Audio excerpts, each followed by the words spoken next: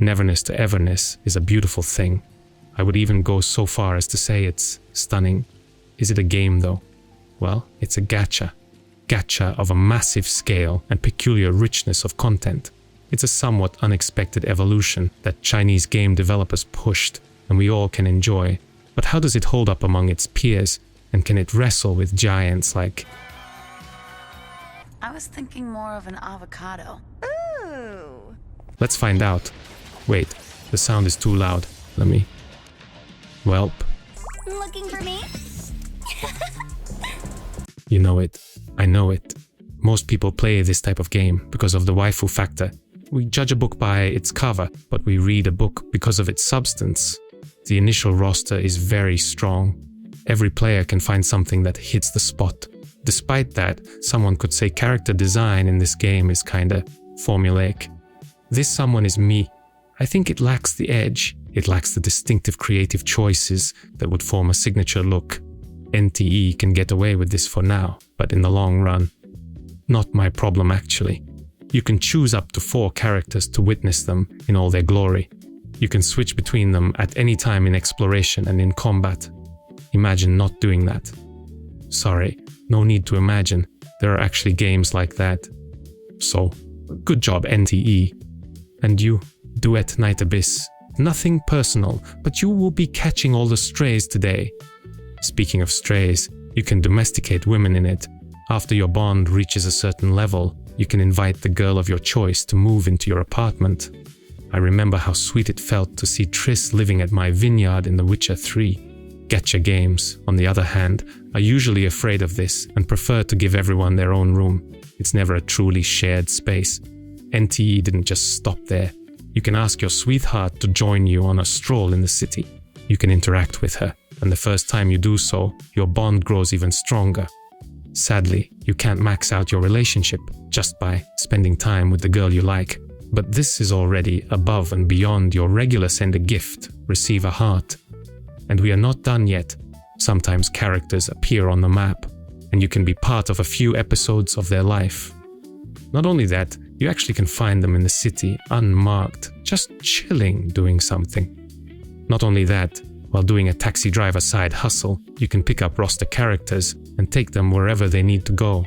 They will recognize you and say a few new lines, and yes, your bond will go up again. Not only that, you can invite them on a date, trap yourself in a movie theater, admire the view from a Ferris wheel, play games at the arcade, or have a romantic stargazing session. Is that all? Nope. Make a wish at the magic tree and your wish will come true. So, is it the best relationship system I've ever seen? It is. It's almost perfect, but they can always introduce the marriage system and make it uncomfortable. Scary stuff. That's the spot. Not as scary as the sheer size of this map, and despite its size, it's alive. There are dozens of shops you will never have a reason to visit, but they exist because they should. Same goes for NPCs. It's not like you will be paying any attention to them, but if you want, they all have a story, almost, but you catch only a glimpse of it. Children excited about a Super Sentai stage show, friends hanging out, 3 gals doing a dark ritual, a couple gone silent after a fight, 2 guys, one who is too drunk to listen and another one who is too drunk to shut up, a businesswoman thinking about her future. We all have been here at some point. A family watching a street performance. Some dude trying to find a girlfriend. They look like they live happy lives. This world could be perfect, if not for huge hungry mosquitoes, deadly creepy supernatural anomalies. Nah, this is a real danger, waiting for you. You can't see it, but it's there, and it will not leave, getting on your nerves until... Playing NTE is fun. Combat doesn't look or feel complex, because it doesn't. Your approach will slightly vary from character to character, but it's simple. The game expects you to have a back and forth with enemies, evading their attacks and jumping back into the action. It's a little wooden in the beginning, but becomes more fluid once you build a team with good synergy. I initially viewed this heavy focus on evasion moves as a bad thing, but it's what makes fights engaging even with weaker enemies. Exploration is truly wonderful. Never saw anything like that in any other gacha game. The story is a mixed bag, but the game can solely rely on its RPG aspects. There is so much stuff you will want to buy. Me, I'm just constantly broke. I was beating up punks, lockpicking their safes, and where did all this money go? It doesn't matter. Skins, cars, car modifications, car liveries, apartments, furniture for your apartments, new businesses. You will need to work hard in the game. But it's entertaining, because there are as many ways to earn money as to spend it. Or you can choose an easy way and just work hard in real life. I found myself enjoying this game for quite some time. I think it's pretty unique in its slice of life aspects. I'm not done, but I think I said enough in a sense. Either play it or continue watching. Well, guides who talk too much tend to get complaints. So it's better to experience these wonderful stories for yourself. Clear rabbit hole 5 times. 4 more to go.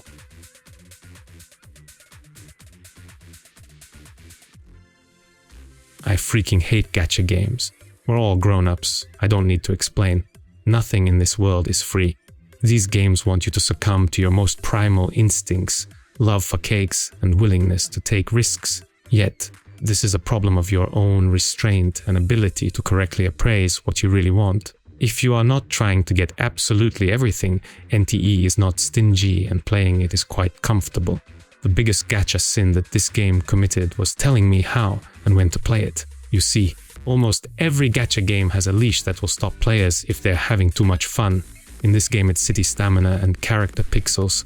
If you spend them all, you will stop getting rewards for a plethora of activities, which renders them useless. It cripples your progress, so take a break, go through the story, or pay.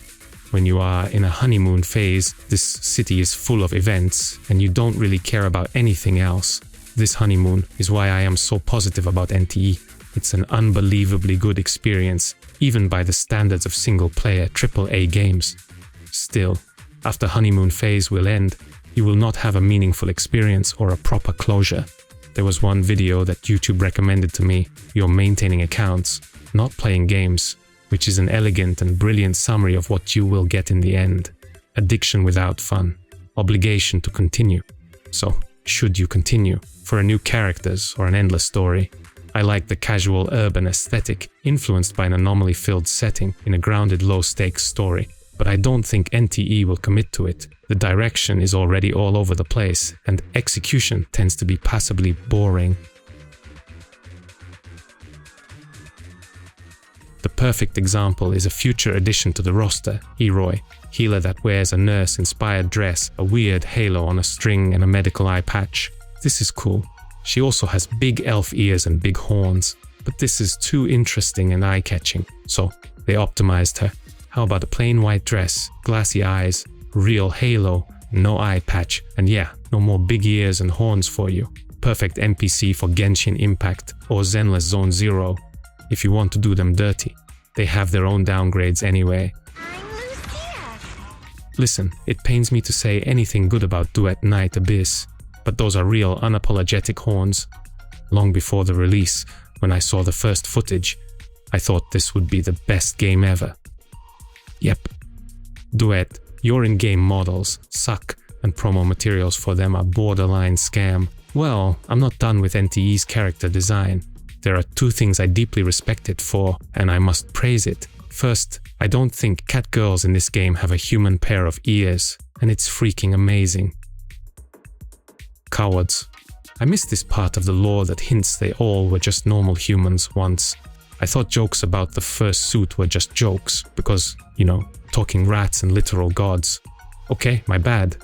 The second thing I wanted to praise NTE for is they don't alter the essence of their characters from skin to skin. Hairstyle can change, which is awesome, but hair color stays the same. Eye color stays the same. Body proportions stay. I would never understand it. You would think this could be the most damning thing to do in a waifu collector.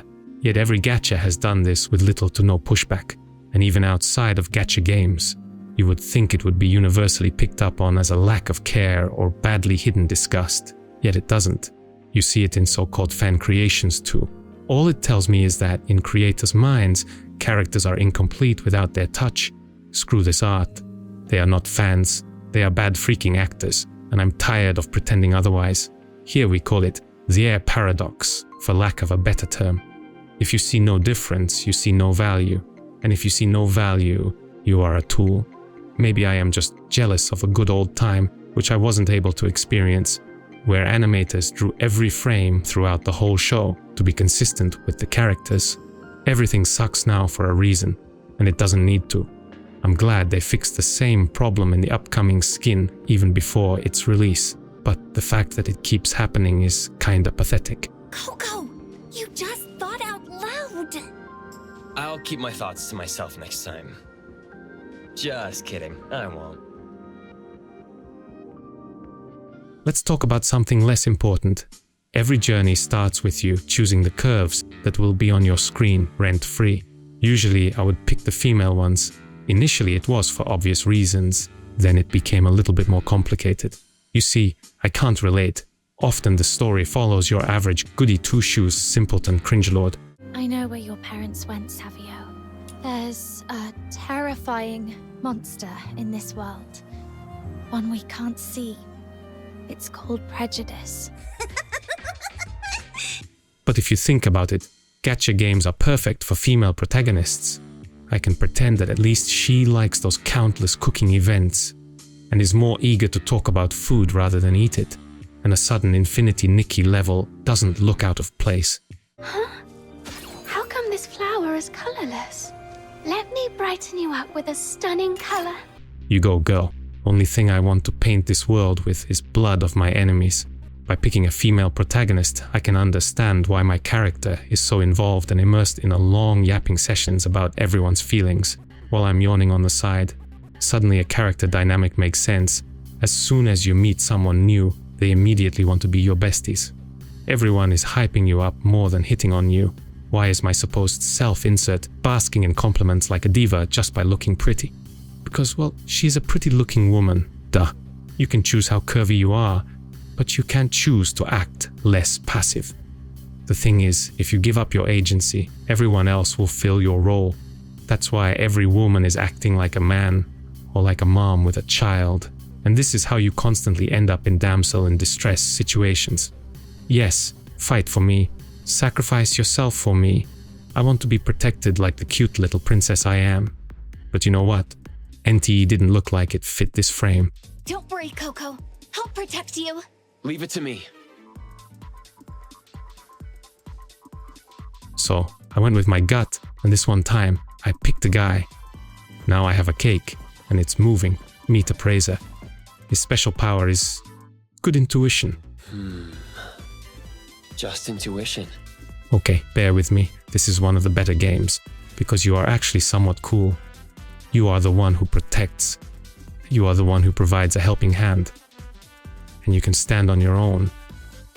Also, NTE did something revolutionary. You can actually switch the protagonist anytime. I can't believe this is something that pushes the envelope. As soon as you choose your hero, this mostly slice-of-life game aura farms off a world-ending level event. You stop it with ease, thanks to that good intuition. Everybody claps and totally doesn't drag you to the Bureau of Anomaly Control to interrogate who the heck you are.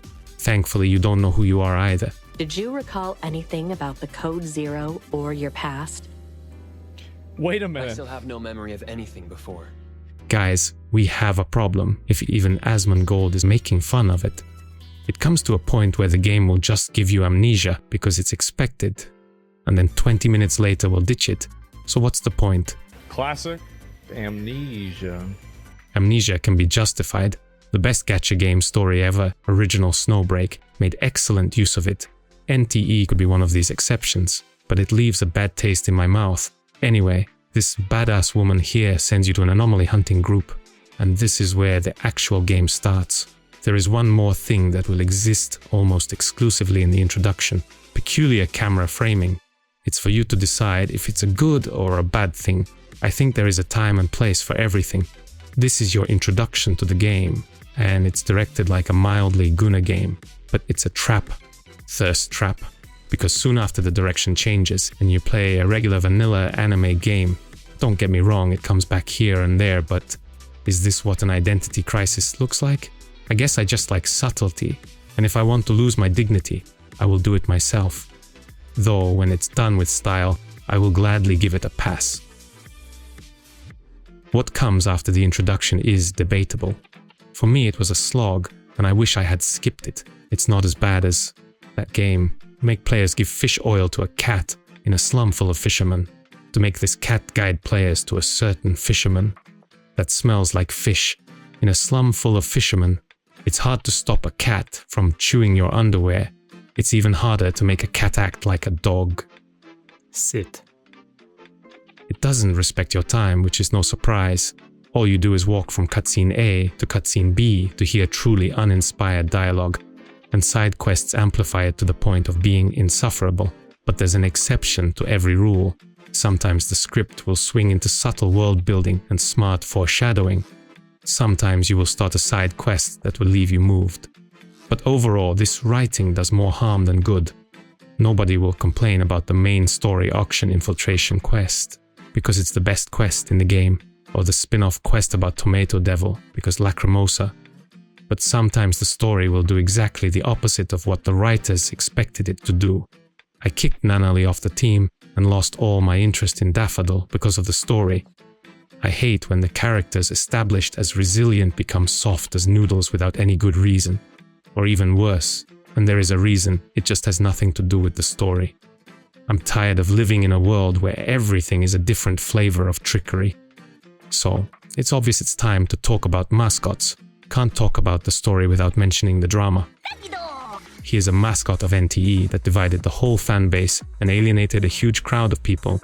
People are tired of these supposedly cute creatures, mainly of how they are used. They are overbearing. They insist upon themselves. They can be done right. I think DNA's mascots are actually great, a whole race of them. Who is it? A girl who looks just like... Who are you calling girl? The younger generation nowadays is so disrespectful. But I like this silly otter even more. Genuinely screw you if you found him annoying. Tagado is a real bro and he always pays his debts. The option to mute him that was added after Backlash just felt wrong. Just as wrong as trying to play this broken rhythm minigame. The game release was so clearly rushed. It's painfully obvious when it comes to multiplayer. This is a thing people are least interested in, and maybe it would be a better idea to go to an actual multiplayer game to play with your friends and drive everybody mad by playing as the lowest tier demon girl or some dude. But I want to do it in NTE and I can't. On an unrelated note, even this game was able to make a good, simple, functioning rhythm minigame. That's insane. My point is, there is nothing to do in this buggy barebones multiplayer. You can't share the loot from the bank heist. You can't hang out in the same city while doing quests. You can't even race as a team. The only thing you can do is fight bosses, and this is a conundrum, because nobody bothered to remove cutscenes and your every ultimate will miss. Bosses move in real time, sorry Hotori. And bosses in this game are magnificent. Everyone has a gimmick that catches you off guard. Bosses are easily one of the best parts of NTE, but we don't have all day to talk about them. Let's wrap it up. DNA is freaking trash. Never trust people who say it has a good story. In a good story, you don't ask kidnappers to look for a person they kidnapped. In a good story, you can't suddenly go to the racist town just because you have a racist friend. But when it comes to NTE, there are some things here that I really missed in my gaming experience. An unprecedentedly alive, rich, detailed world with a swarm of varied enemies. An RPG full of different activities, which includes a deep bond system. A cool protagonist standing on a solid foundation for a good story. For a gacha game, it's on a level previously unseen, but it's all undercut by the fact that it was indeed built to be a gacha game. It's dragged down by sterilized, bloated with filler writing, constant hand-holding when it comes to progression, a need for repetition, and for a huge investment of your time or money, all in exchange for a really uncertain future, in which you have no say at all. Do I have faith in it? Nope. They are already ashamed of themselves. All these last-minute design changes, muted characters, whole removal of AI assets debacle. Whoever is louder will steer this ship, which leaves us with a final problem. Do you want to play a game that respects the player, or do you want to play a game that respects the players? I have an example that will be a bit extreme, but this game won't allow you to place male and female characters in the same apartment because it can hurt someone's feelings. Your own playthrough can offend mysterious others, so you aren't allowed to do it. We are who we are because of the lines we drew in the sand, and we want them to be respected. but don't act high and mighty when you are taking from others. A good game will find a balance between the players, and a bad game will go where the wind blows. The end.